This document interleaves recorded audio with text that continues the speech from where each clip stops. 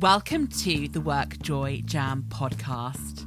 I'm Beth Stallwood, your host and founder of Create WorkJoy.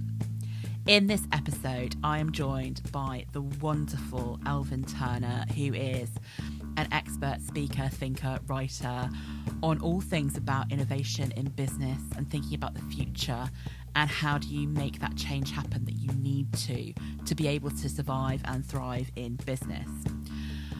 We dive into the subject of innovation and innovation culture and the things that maybe can bring us some joy and bring us some gloom, and that idea that we end up being so busy in doing the day-to-day that the space we're creating for innovation isn't big enough, and how the impact of what leaders do makes such an impact on whether we can or can't or find it easy or difficult to create real innovation in our organisations.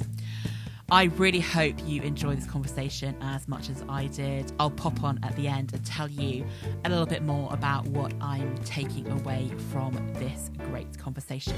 Enjoy! Hello and welcome to the WorkJoy Jam. In this episode, I am being joined by the fantastic Alvin Turner, and I am really excited to dive into this conversation. So before we start, Alvin, over to you. We'd love to hear a bit about more about you, who you are, what you've done, and how you got to where you are today. So tell us more about you. Okay, well, it's a bit of a funny journey, really. It went all over the place at the beginning. I came out of university and was ill and I couldn't work, and I was laying around and all my friends were going to go off traveling and be in this really terrible band that I was supposed to be in. Just as well it never worked because we were just awful. And anyway, I couldn't go with them, and I ended up falling into a job in it was a PR company at the time. And I thought, do you know what? I'll stay for 3 or 4 months and then I'll go and catch up with my friends. 22 years later, I was still there, and I kind of found what I thought was my vocation. And anyway, long story short, this company that I work for focused eventually on change and leadership and innovation. And in the last few years I was there, I headed up the innovation practice. So I was working with generally large companies who had lost their mojo, really, I guess you could say, figuring out what comes next, where do we go from here. And I ended up working with lots of organizations, helping them figure out that journey and build an environment where the future can show up more successfully, really. About 5 years ago, I set up on my own, and I've been doing that kind of stuff ever since. I do quite a lot of teaching in business schools as well on entrepreneurship and innovation. Most recently, wrote my first book, Be Less Zombie, which I'm still recovering from, even though I loved the experience. I'm glutton for punishment, and just starting the second one, early stages of that. So yeah, that's a bit about me. Amazing. And what is so funny, and I just giggling at myself, is how many people come on the podcast and say that I didn't really know what I was going to do and ended up in a job and fell into something, and that's where it all came from. And I talk to lots of people about this subject, is people think that careers are really nicely structured and that you know what you're going to do, and if they don't have that answer in their head, it's, you know, a bad thing. And I'm like, most people don't know. I know. I went to a temp job that I stayed in for 5 years after university because I didn't know what I wanted to do. So I think that it's really lovely to hear people talk about that and see how you found your way through, because that's part of life. And loving the Be Less Zombie book, and I'm sure we're going to dig into some of the things that are in there today and to talk about all things innovation and leadership, and that idea that, you know, people are struggling and wanting all this innovation but not knowing where to go. So let's talk about some of this stuff. And obviously I'm going to talk about it in the way of thinking about it from the WorkJoy perspective, and how innovation could be one of those things that can give us loads of work joy, but also a lack of innovation, that kind of feeling stuck or like things aren't moving, can be a real source of work gloom, which is the opposite of work joy. So tell me a little bit more and dig into this stuff. Obviously, we can't get 20-something years of your experience into a 45-minute podcast, but I'd love to know some of the things that you were experiencing with the organisations you're working with, and where people are at when they come and go, oh, we need some innovation here, with that, you know, real entrepreneurship or whatever it is that you're working through. Yeah, the biggest problem that here's the typical scenario. I get a call. Can you come talk to us about innovation? And I go in and meet the CEO or one of his direct reports, and the conversation normally goes something like this: Elvin, look in our big idea cupboard. Look how empty it is, and they're quite frustrated about it. And we're telling people, come on, you have freedom to innovate. Come on, bring me your big ideas. And no one does anything, and the cupboard stays empty. And so you start to dig in and trying to understand, well, what's going on here. And usually there are three or four typical things going on that I'm sure everyone listening will recognize. The first is I'd love to come up with some big ideas, but I'm already working at 120%. I haven't got time because I know that if I put forward an idea and you even like it, it becomes my new evening job. And I've already got three, so there's a time and a motivation issue. There's also often the stakes are too high. This big idea cupboard, big ideas crash land in a spectacular way when they fail, often inside a corporate. And who wants to step into that opportunity, as it will be framed? Not many people, because there's too much to lose. The stakes are too high, and very often anyway, there's no metric, there's no motivation for anyone to even do innovation, because the thing that I'm rewarded for, the thing that my boss is rewarded for, is actually just to repeat what we did yesterday and deliver predictability, which is fine. That's good. That's good business. That's how we stay in business. But it's not enough when the speed and scope of change and the rate at which the future is coming with such degrees of unpredictability, that incremental innovation, which is all you get from a business as usual system, isn't enough. So that angst that the senior team are feeling about trying to find the future and recognizing that the half-life of what we launch is much shorter than it used to be. We have to get better at finding new things. And the thing that I find most often inside organization is there is a discovery deficit. We're not very good at discovering the future because we're not prepared to take risks. And that is always because we haven't built an environment in which we can do that well. Our environment is designed for predictability and repeatability. It's running as the highest level of efficiency possible. There's no space. And one of the biggest, pieces of advice that I give to leaders at a kind of a 30,000 foot level is make space. Make space for this to show up culturally, with processes, with capabilities, with every dimension of organizational life needs to look a little bit different if you want big ideas to show up. Yeah. So interesting. I mean, I've got about 12 points to pick out on there. I'll probably pick out about two. The first one is this idea that people would love to do it, but they are so busy in their day job that there isn't that space for it. And I don't know about you, but lots of things I'm hearing from organizations I'm working with, from people I'm coaching, is their day jobs are unbelievably full already. And there's just not, you talk about that space for it. There's not even the brain space to think about it, let alone process it or discover it or to research something or to consider it in a proper way. So it's almost just culturally built in that you wouldn't have space for it. Yeah. And there's also, I mean, it's interesting. One of the follow on from that also is not having enough time to think about an idea. But even if I did have time to think about it, there's no time to do anything with it anyway, because I know that my next 3 months are overwhelmed. And even if I did have the time, I know that IT hasn't got time to help me because they just told me they've got a 6-month backlog. And, it's not as simple as me having time. It's we need to have time, because everything that you're going to do that's going to make any significant difference demands collaboration, because usually a problem that's complex needs multiple brains and expertise on it. So the whole system needs to be able to have more capacity if you're going to make this work. And usually we're not engineering our environments to have that breathing space. And I get a little bit frustrated about this often, because if you look at people like Jeff Bezos, who when he was running Amazon, claimed to have 3 days a week of unstructured time, thinking about the future, chatting with customers,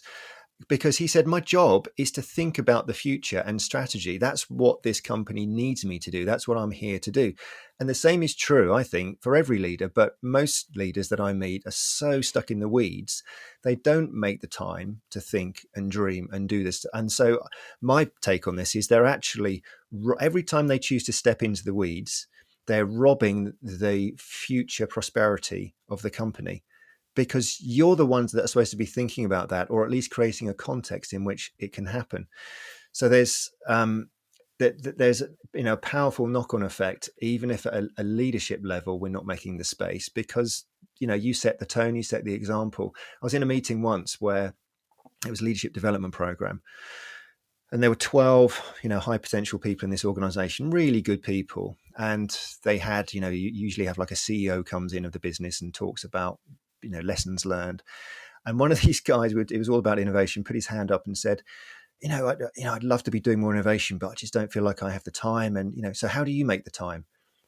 And the CEO turned and said, well, what makes you think I've got time? Can you imagine how busy I am as the CEO? And I thought, now's not the time to make this point, Elvin. I just had to sit and we talked about it later, actually, over dinner, and not in a critical way, but just as an observation to say, this is the life of most leaders, and you have to make a deliberate choice to create space around you so that the future has a chance to show up. It just can't happen otherwise. It's so interesting there. And that conversation around whoever it is, I hear it all the time as well. If you think you're busy, how busy do you think I am? And there's this like busyness one-upmanship as to how, and it's like, okay, but you're all making choices, right? You've made those choices. And I get it. Businesses are busy and strapped for time, and there's so many things that you could be doing. But every time you make a choice not to focus on the future, or to block off that time to make it happen, or to see what you need to do. I love the way you were talking about it there, about really limiting the future prosperity of your organization. But people don't necessarily think that they're doing that at that time. They think they're doing the best that they can. Yeah. And I think we need to be careful as well, because we all love a crisis, because then we can roll up our sleeves and we can all have a little bit of a hero moment at the end. And of course, we don't think that consciously. And if you are the victim of a fire on your desk, it doesn't feel like that at all. But there is something in us that I think has happened over the last 20 years or so, where we've almost become addicted to activity. We love it when something happens deep down that requires us to step up and solve a problem. And for me, this is the nub of it, really. We do love solving problems. And more as knowledge workers, we have to get better at solving problems, more and more complex problems, because that's the nature of knowledge work. And yet the irony is that's what innovation really is. It's solving problems. So what we choose to do is to dedicate all of our energy to the short-term things that land on our desks, that often happen because we didn't make enough time to think something through properly before we launched something, or before we did something out in the field. It backfired because we launched when it wasn't ready, because we didn't make enough space. So there's so much for me that comes down to a failure to make realistic choices about resourcing. I mean, I'm having a conversation at the moment with an organization. I hope they do it. We'll see what happens. And the conversation is, if you want your people to do their best work so that this organization gets maximum benefit from them, perhaps they should only be resourced to 80%, so that the remaining 20% can be focused on learning, because the speed of change is such that if we're not all learning much more than we currently are, we're going to be, on the back foot all the time. Time to innovate, because there isn't time to do it at the moment. Time to recover. We're all knackered. We're all worn out. And doing, all of the stuff that we've been doing during COVID and lockdown around well-being and good practice and all of that stuff that was actually brewing before that. We kind of, well, is that true or isn't it? Are we going to allow ourselves to work like living, breathing human beings, or are we going to be, hero mentality and work crazy hours and then whine about it? It's like, well, so I really hope this and all of the evidence shows that if you do that, if you work in a sensible way, you are actually more productive. Yeah. So, yeah, I just, it's a little bit crazy making when you talk to leaders who just won't accept the reality of what a human being is capable of. Yeah. And no, come on, it's a stretch opportunity. No, they're already at breaking point. Yeah. It's so funny you say this because I'm sitting here nodding along. If we were on video, you would see my head like up and down like a nodding dog. A few years ago, I was at a conference and one of the breakout sessions was around well-being. And the question they posed to the groups was, how can we really look after, what are some of the things we can do to really look after the well-being of our people? And I said, there's a really, really, really easy answer to this question. And it's resource your teams properly. And that was it. That was my aunt. And everyone looked at me like, what do you mean? It's like, don't we just need to put yoga classes on or something for them? And I was like, seriously, if you want to look after wellbeing, we need to give people some brain space, some space to be able to do that learning, to feel like they're not always firefighting. So whether it's for innovation or wellbeing, which actually I always think in these things, they're all connected, right? If you're not feeling well mentally, physically, like emotionally, if you are totally drained, your space in your head for all that creative thinking probably isn't there. So everything in these things links together. And I love that you're working with that organization. I really hope they do it. Is 80% is enough. Most people are working at like 120% level of their job. And it's just creating a real negative. And this is where I find so many people come to me about their work leave and they're like, I want more WorkJoy. I'm just dealing with all of this stuff and there is no space for doing it better. And I know the 10 things that we could change in our department to make it better. I know what they are. I just don't have time to do them, but we're just 5 and those create more issues and more issues. So I think it is an issue that is across many different industries. I did some work for one of the big gaming companies a few years ago, and it was really interesting. It was out in Hollywood where all their studios are. And while I was there, I got chatting. It was like a leadership development program. And one of the guys was chatting to me after one of the sessions. And he said, we did this really interesting experiment once. We have this thing called the crunch. And the crunch is the game has been decided and now we're going to build it. And it has to be done by a certain time. Everybody just lives in the office. It's absolutely crazy. Everyone is dead at the end of it, a 3-month crunch period or something. And he said, so we decided to do an experiment because we were reading all this research that was saying, if you only work 8 hours a day and do X and do Y, then actually you're more productive. And we were looking at 16-hour day minimums, thinking maybe we're less productive than we think we are. So they ran on their next game, they ran an experiment and they gave people the option to only work 8-hour days. But if they really felt they just couldn't do it because it was so alien to their way of working, then they could come in. Well, most people chose the 8-hour thing. And they got to the end of the game. They finished ahead of schedule. Everyone was feeling excited, energized, much more productive. So I said, brilliant. So is that how you work now? He said, no, we just went back to normal after that. It's like, what are you talking about? And I said, well, why? Why did you do that? And he said, well, the leaders didn't really believe in it because they thought, well, if they only did 8 hours work, what would have happened if they'd done 10? It would have been amazing, wouldn't it? It's like, no, diminishing return starts to kick in. That was the whole point of the exercise. And I think that is part of it. It's because we're so used to people at desks and presenteeism and, paying for time and all of these crazy dynamics, which make much less sense these days with knowledge work. It's hard for leaders to let go of that way of thinking. And I think that the way forward in a lot of this is choose to be experimental, run loads of experiments and see what works, what doesn't. Set some spectrums, more of, less of, if we're a 5, what would it take to be an 8? Or just keep running experiments to find out what are the needles that you can move that suddenly supercharge performance. And some of them might be really counterintuitive. Yeah. Yeah, I love it. And I've often been spouting on to as many people who will listen to me as possible with the idea that working hours and increasing them is an old-fashioned way of working. It is because it's based in that idea of like the industrial type work where you're producing something physical, where within that time you can produce this many things. well, that's not how humans and brains work when you're in the knowledge economy. That's not how we do good thinking. And you're so right, that diminishing returns thing. And I love it that you, and this is the thing, isn't it? Experiment, but then you have to keep the stuff that worked, Yeah. not just experiment with it and then go, oh, yeah, that really worked. But because some of the top bods up there don't really understand why, we're just not going to do it anymore. Yeah. Yeah. I know. Absolutely. I love that. Love it. It's like, okay, so you had all this evidence, you did all this research, you looked up why to do it, you did it, it worked, and then you're not doing it. And I feel very much, I mean, when we're recording this, at the time of recording it is in the stage where things are starting to open up from COVID and people are talking about this big debate. Should we be in the office? Should we not be in the office?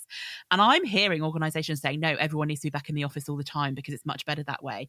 Yet they've had 18 months almost of proof that it still works in a different way. Not to say that you have to be all or nothing, but the proof almost like just disappears because somebody wants it a different way because they don't know. But maybe it's because people don't know how. How do we manage in a different way? How do we lead in a different way? How do we structure our organization in a different way? It's almost too hard to think about some of those things. Yeah, and I think one of the other dimensions in this, sort of the elephant in the room, is a leader's often undeclared need for control.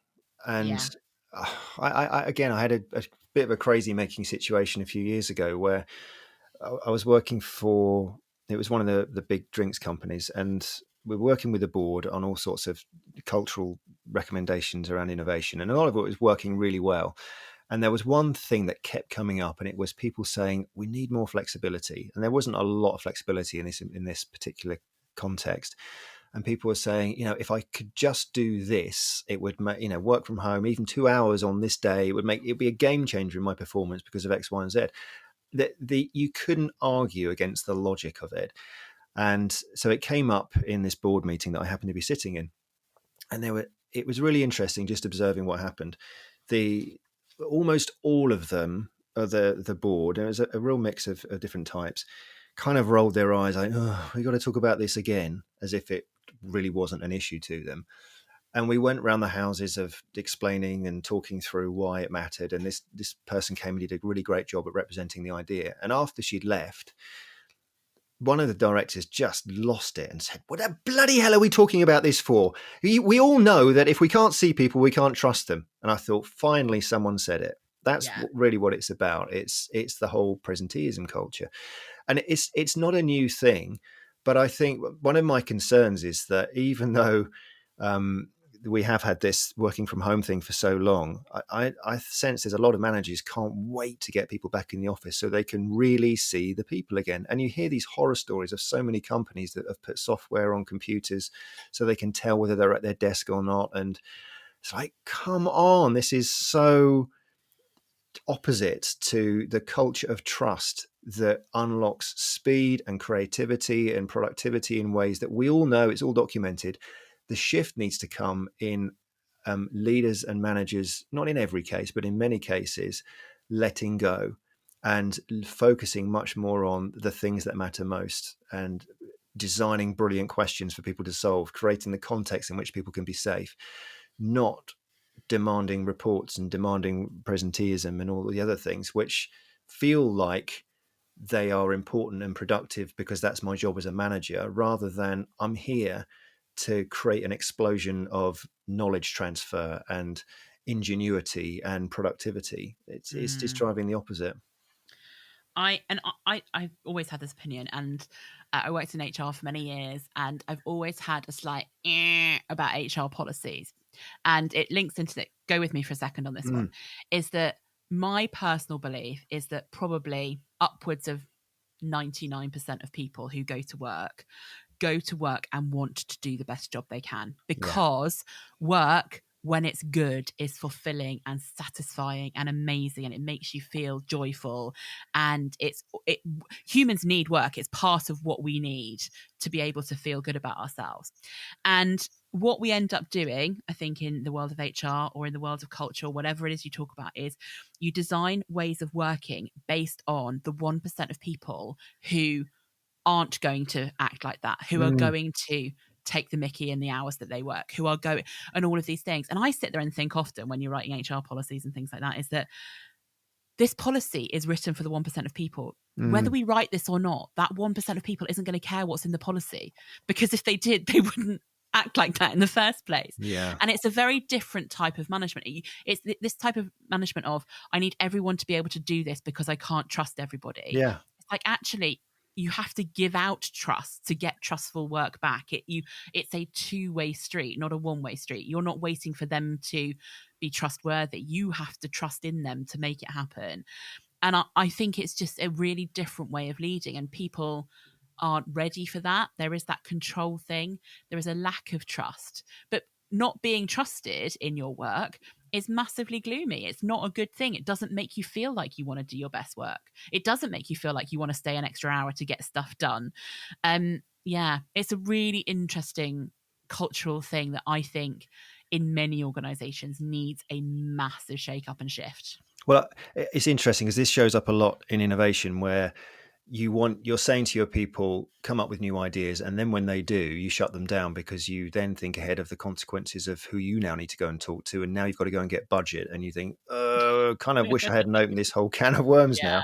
And so, one of the things I talk about in the book is your job really as a leader, whether it's innovation or not, it doesn't really matter. I don't think your job as a leader is to build as much trust as possible so that you can let go as much as possible and therefore delegate, and then create the space for you to do this strategic thinking that you're saying that you want to do, but also create the motivation in people to do this stuff because now finally I'm trusted. But it doesn't necessarily switch on and off. And what I encourage in the book is for people to look at every situation and just have an open conversation where we talk about safety. Okay, says the boss, here's what I want you to do. Let's now talk about what I need from you to make me feel safe and what you need from me to make you feel safe. So let's say in a month's time, we'll have a check-in. You'll show me what you've done. You won't make any big decisions, but you can do these kinds of this. You're getting down into the detail of what user experience you need from each other so that you've got something for trust to sit on. And over time, you're learning ways of working, thinking, talking, communicating, where you kind of have a shorthand and a shortcut. Oh, it's one of these. We need to work like this, rather than all pieces of work are the same, because they're not. And on some things, people want absolute autonomy. On other things where they're less certain, they want the manager looking over their shoulder a little bit, kind of giving them a steer. So again, it's not either or. And again, I think it's one of these things where we're in such a rush all of the time. There's no space to have the conversations that would allow that stuff to grow, because we're onto back-to-back calls. Yeah, we'll catch up on that later. Oh, it's an email in the end. I actually know it was a text message at 10:30 at night. And where's the humanity that builds the trust, that unlocks the speed and the productivity and the creativity? We can't have it both ways. And this is why I find some of the most excellent leaders that I meet are not in a rush. They have lots of time in their diary, and they might have very busy people around them who are not making the same choices, their peers, their co-leaders. But they're the people who have poise. They spend their time on the right things. I mean, there's a guy I'm working with at the moment. He's the CEO. Whenever I want to speak to him, he just says, call me. I'll be available. And he is. It's unbelievable. He's one of the few leaders that I ever really have that opportunity to talk to, because he knows, he's got the Jeff Bezos mentality, really. It's my job here is to be thinking about the stuff that nobody else has time to. I'm really here to think about strategy and what's best for the future as well as the present. That means I can't be in tons of meetings and calls. I mean, he is. He does get involved, obviously, but he's making space. And the people absolutely love him because he's got time for people as well. He slows down, he stops, he talks, eye contact, all of the things we know that we can't fit into a back-to-back culture where there's no time for people, really. Yeah. And it's like that rehumanizing the workplace and remembering that we are all humans trying to do stuff and get stuff done and do a good job. And I love the use of the word poise there. I think I'm just really reflecting on that, about that sense of that person there isn't doing the busyness one-upmanship, are they? They're Mm, going, I'm here for you. I've got space for you. yeah, I've got space for a conversation, and see where that leads to, and to do the thinking, and to be able to. So then I'm going, right, what's the step back from that? To enable that CEO not to get in that zone, there must be trust in their leadership team to be able to make stuff happen. And yeah, I always talk about it, I won't swear here, but stuff rolls downhill, right? yeah, Just yeah, because sometimes there are some under 18s listening here, but stuff rolls downhill, right? yeah, So a CEO with poise and with the ability to have those conversations, with space to talk to people, with space to think, will automatically role model that as the way of doing things to the next team that are down in the heart. That yeah. will roll. A CEO that is not interested or not able to find the time to do that, who is rushing around and doing the busyness one-upmanship and thinking that they have to work till 11 o'clock at night and never have any space for anything, that is the attitude and the style that people will take on, because people take on what their role models do. Yeah, and as we all know, what leaders value is actually what determines culture. And if you see your boss acting in certain ways, you'll recognize this is important here. This is important to this person. It has a ripple effect that is just what you said, really. Yeah, ripple effect is a much politer way than the way I was going to say it. I love it, but I'm also kind of really reflecting on this thing around that basis of trust with you and your manager, and how do you make that work, and how over time that might change, and you've got a language for it. Is one of the things that I've often got to when I was employed into the place with managers, and it doesn't happen straight away, is one of my little mottos is it's better to ask for forgiveness than permission. Mm, But I know that you can't do that straight away. yeah. That doesn't exist automatically. You have to understand where people's, you talked about the spectrum, on the spectrum of, is this going to get me into massive loads of trouble? Or is this something that they're waiting for me to just go and have the innovation, go and make it happen? So you Mm, get to understand that, but only if you invest time in the relationship. yeah. Otherwise you can't have that kind of motto. Yeah. No, absolutely. And that motto is very cheaply thrown around, I think. And sometimes I think the asking forgiveness afterwards, it's so huge, the amount of forgiveness that you have to ask Yeah. for in many cases, it just Yeah. doesn't feel worth it. And again, Yeah. it's the stakes are too high. Yeah. And Carry on. no, I was just going to say, I did some work for an organization where that was the leader's motto. And he was frustrated that people weren't stepping forward. And then when we kind of dug into, well, why? It was all the things we talked about. No time, no motivation. I'm being measured on different things. If I do, my boss is just going to squash it anyway. And it's a systemic thing, but it does start at the top. Thankfully, this guy, this leader in this particular organization, understood. He was a former HR director and became the CEO, and he got the people thing, and they went on a big cultural change journey, and it transformed the performance of the company. Yeah. And I think it's so interesting that there are all these things, but all of them I think exist on spectrums. It's in the right moment, at the right time, with the right people, in the right way. All of those things can be the right thing to do, but they can also be massively the wrong thing to do. Because if you're in a culture where maybe that person said it's better to ask for forgiveness than permission, but never forgave anybody. Yeah. If you combine that, we want loads of innovation, with a blame culture, Yeah. then you're never going to have the innovation you want, are you? No. It's, and as you say, it is on a spectrum. It's one of the things that I try and help an organization look at very deeply, very early on, which is there is no one size fits all culture for innovation, because on one end of the spectrum, you've got incremental innovation, which doesn't really require much risk. It's known cause and effect. It's stuff we've been doing for years. We're just tweaking around the edges. Most of what we do will work.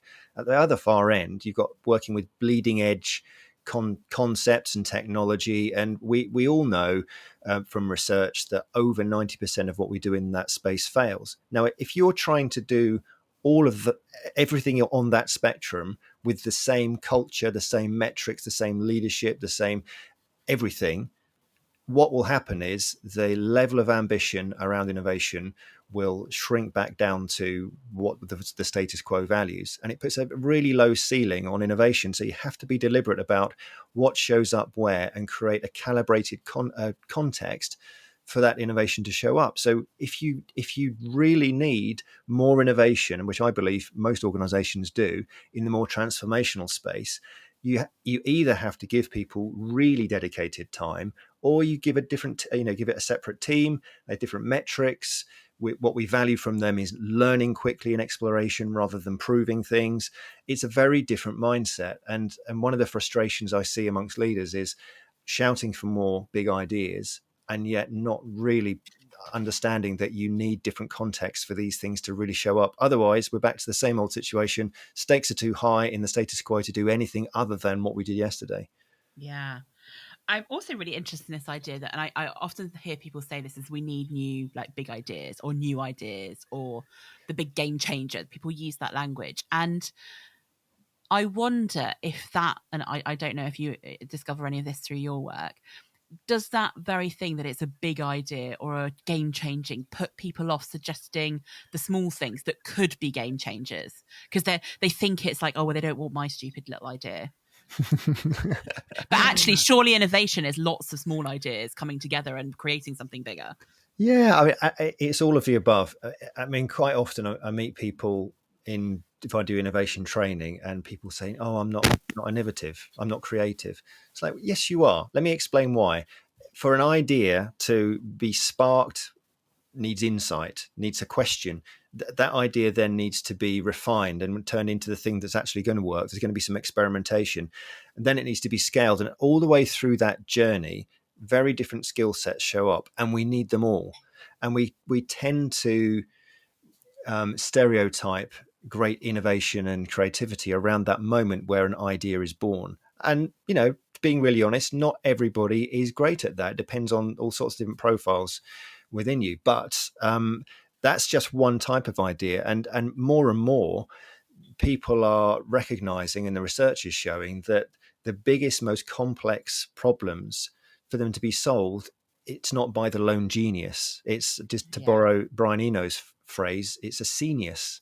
It's a scene. It's a collaboration of people in different spaces with different expertise coming together to solve problems, possibly over an extended period of time. So, I'm not saying we all need to be Einsteins, but some of Einstein's problems were solved over a 20 to 30 year period because they were really big problems. Other problems only take 30 seconds to solve because instinctively we know what they're like. And so, again, as you said earlier, it's not either or, it's a spectrum. And we need to get better at creating deliberate environments where the right problems can be solved by the right people at the right time. But I just think ultimately we can boil this down to something really simple. It's problem solving. Yeah.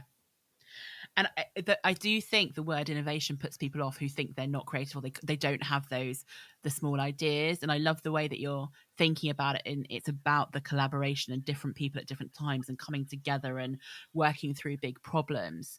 Yet the language we use about innovation, like where's our big box in the cupboard, where's the cupboard with the ideas in, is we're still thinking about the idea being the one idea that comes up by some genius.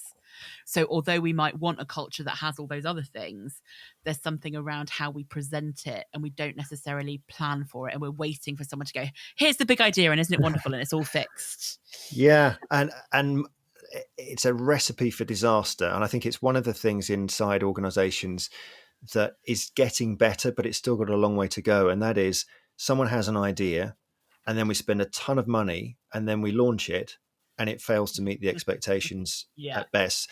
And this, there's been so much work done in the last 10, 15 years around the idea of lean experimentation, lean startup methodologies, which is, we have an idea, and yes, it might be the idea, but if it's a bolder idea, more transformational idea, we need to recognize that we are probably wrong, because most big ideas turn out to be wrong to some extent. And you look at, the serial innovators like Google and Amazon, you look at their stats behind the scenes, that's the failure rates they're dealing with those more transformational ideas. But what they do, instead of backing away from the challenge, they step into it and say, okay, well, our choice then is to become really good at finding out which ones of these, and not assume they're all wrong, assume that they're failures. 3 or 4% will be the good ones. So let's get as good as we can at chucking out all the wrong ideas as fast as possible in order to find the right ones. And the way they do that is through rapid, tiny experiments. Take your idea. The idea will only work if all of these assumptions are true. Which assumptions matter most? Let's test those first. Let's spend $5,000 testing that assumption rather than 50 or 500 grand building the whole thing, only to learn exactly the same lesson. Yeah. So it's come on, and this stuff has been out there quite a while now, and yet it's still that mindset of rapid experimentation about anything that we're not 100% certain on, which is most things these days. Teach people to run great experiments so that we then have data upon which we can use that to make our decisions that are going to be much more likely to take us in the right direction, rather than, yeah, Jim's smart, he came up with that idea, it's probably going to work. Let's chuck a load of money at it and see Yeah. what happens. Yeah. Let's chuck a little bit of money at it, try it out, see where it works, and see what we can learn through it. Yeah. Instead. That's I love exactly it. I honestly, I could talk about this all day. But our listeners might not want to continue listening to us talk about it all day. So what I'm going to do now, if it's all right with you, is I'm going to move on to some quick fire questions for you. Right. Question number 1. For you personally, what's always guaranteed to bring you a little bit of work joy? Ooh, Battenberg cake with whatever I'm doing, definitely. It's got to be up there. I think for me, I'm a big fan of people doing what they're wired for. And it's taken a while for me to realize that the thing that I'm wired for is thinking and dreaming, which sounds a bit poncy, if I'm allowed to use that word.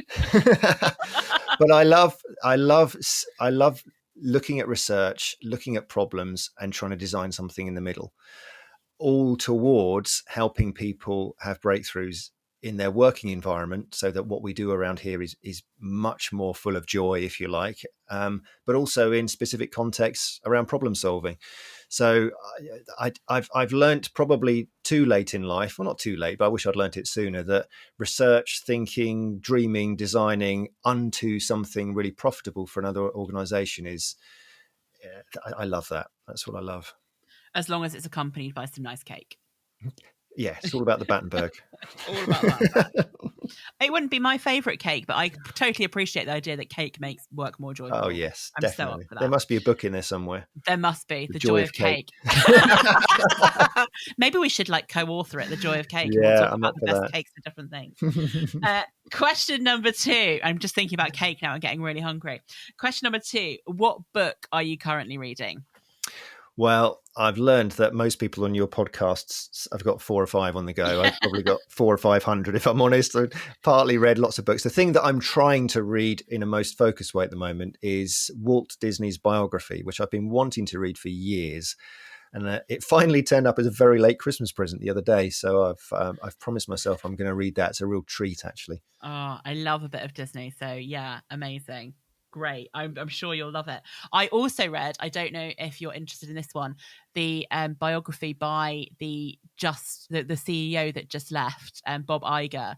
And that was a really interesting one if you want to continue on with your theory of how they innovated and what they did. It was really, really interesting. Yeah.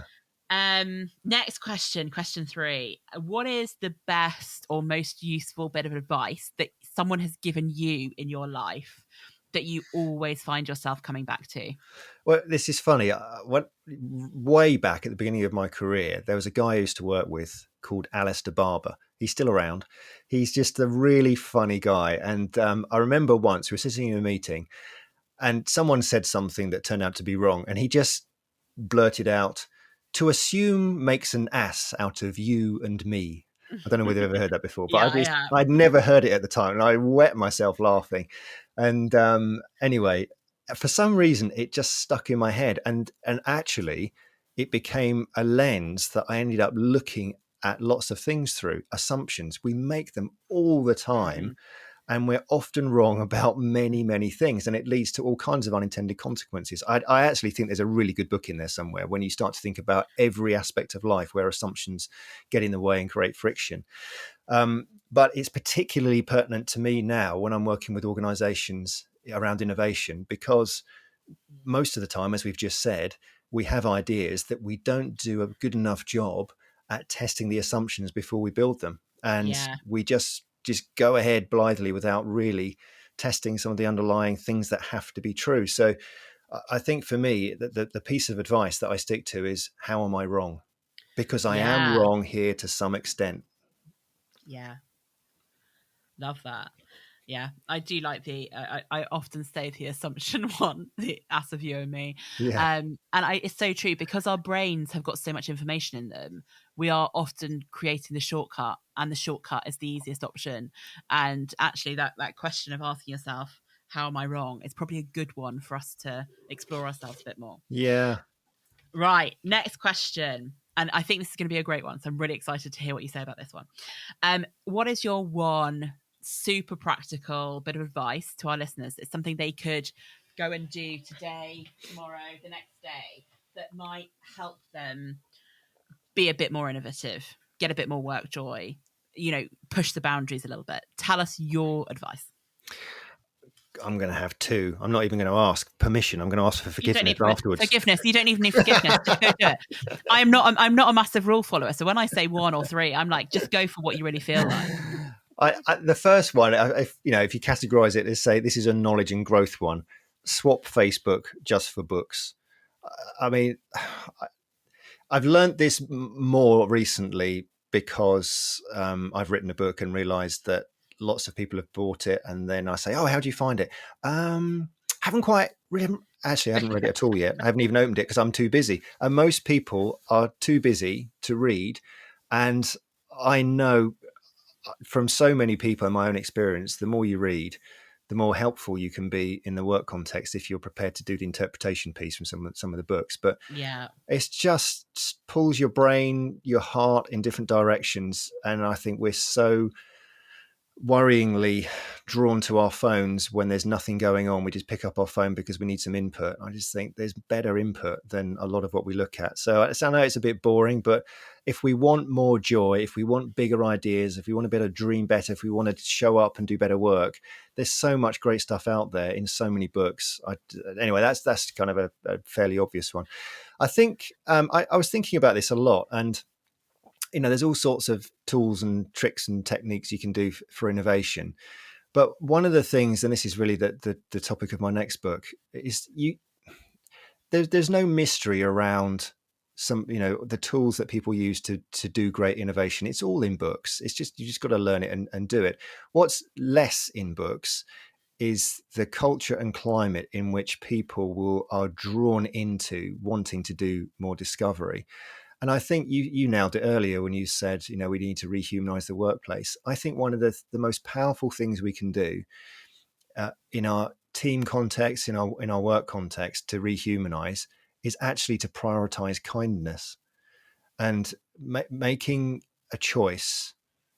Just choose, I'm going to be the kindest person I know, even with people that I struggle with. I think that would have a massive, I've seen it, have a transformational impact on the world around you. And it's like I don't know, a virus is the wrong word, something to spread, particularly now. Especially right now. But it's, if people are desperate, I think, for kindness, because they, particularly with COVID, and I'm not saying it's anybody's fault, but we've often failed to treat people with dignity and kindness and care. And you're a number at the end of a computer. That's probably too harsh, but people, I think, are aching to be. I think this is one of the reasons people want to get back in the office, because they miss the relational connection. And part of that is someone being kind, because that automatically creates a magnetism in you to want to connect with that person more deeply. There's a whole section in the book that I call Kindred Connections, which is, I think, is at the heart of a really healthy culture.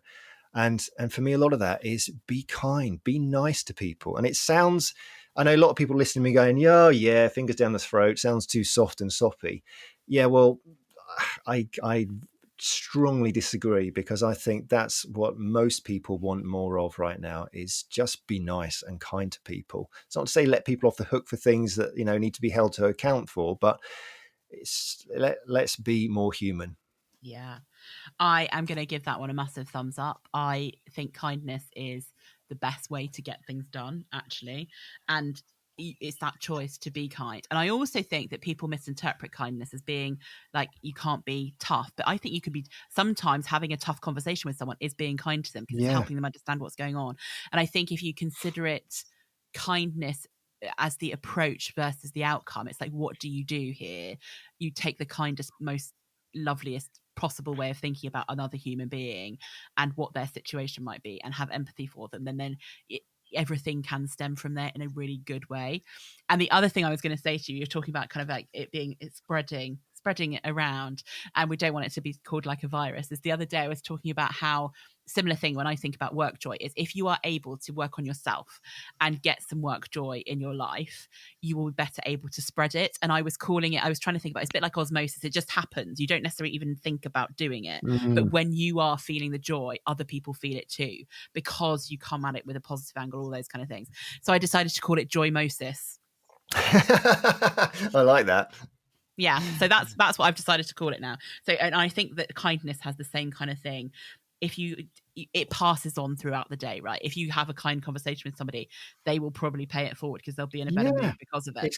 It's catching, I'm sure of it, and it's transformational. Yeah, love it.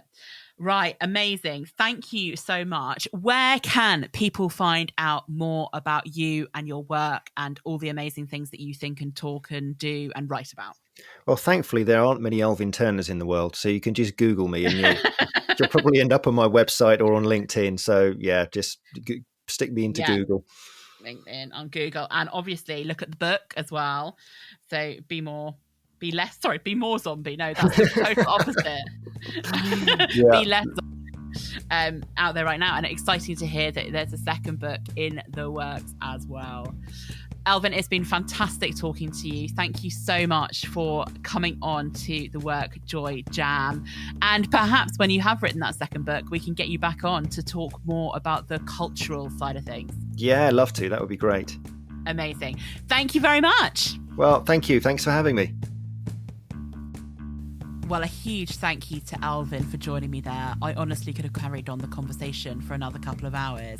So many things that are so relevant to many of us in business today, in our organisations, whether you're somebody who wants to be more innovative or a leader who's trying to encourage that in your business. I think there are lots and lots of learnings.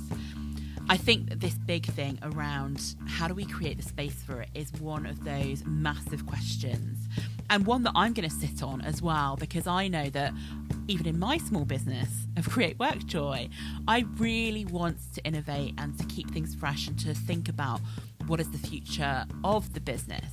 Yet I find it difficult, and I run my own thing and I can plan my own time to really find that space to make it happen.